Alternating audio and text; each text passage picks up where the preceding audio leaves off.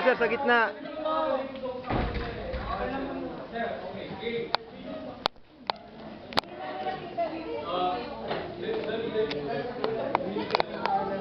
Ang layo.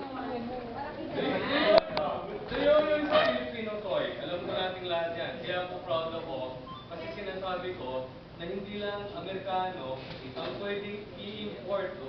Right? Ang nangyayari po ngayon, yung mga Filipinos like us get imported sa abroad to do something na Pinoy na Pinoy. Thank you. Thank you. Uy, di pa tapos eh.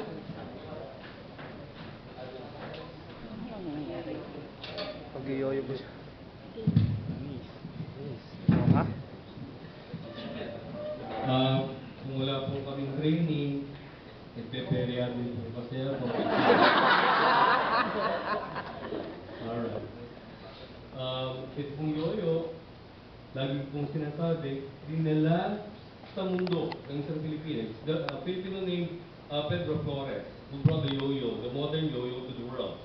Alright? So, ganito pong ginagawa ko as a part of the yo-yo show. Okay? Ano po yun? sorry. Yun lang. Alright. So, sinisimulan ko po with star. Tapos pinapaalala ko po sa audience na tayo mga Pilipino, mahilig tayo naglalabas ng star, lalo na pagka September, October, November, December. Bakit? Anong tawag natin doon? Parol. Why do we put out a parol every Christmas?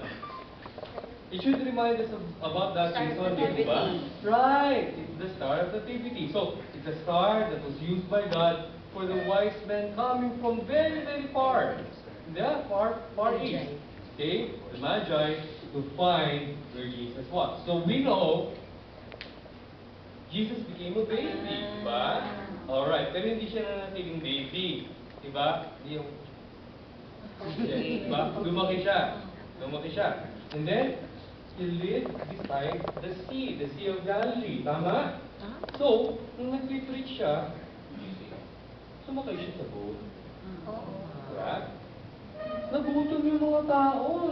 Minsan lang nangangaral siya. Pero dumating na bata. Tapos, kinakain. Diba? Fish. 5,000 of them, right? Ay. Pero dito nangyari, yung pinakamalungkot na kwento. Dahil po dito nakapanood ng The Passion of the Christ. The most brutal death. Agree? Okay, para lang po maranasan natin ulit, do this. Up. Lahat po kayo. Lahat. Kung meron kayong thumb, itaas ang thumb na yan, tapos ilagay sa pulso. And with your fingernails, okay, push. Okay? Okay. Imagine. That is a fingernail. Jesus had iron nails.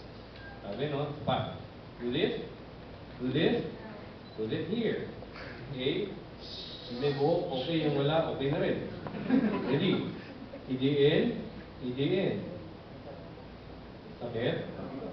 Alam po ninyo, according to medical science, yung anit is the most sensitive part of the human anatomy.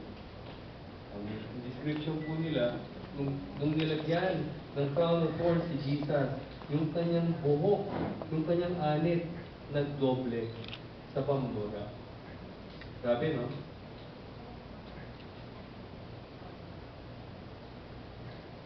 Namatay siya ang nilibig. Pagkatapos ng isa, dalawa, itong araw, nabuhay siya.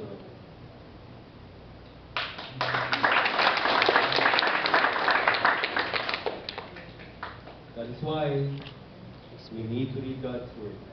Agree? So, maraming salamat po.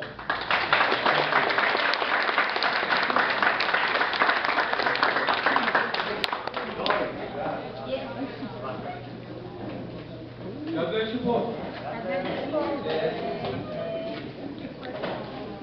Thank you very much. Bigyan natin ng book clap si Sir Cornelio as a book clap.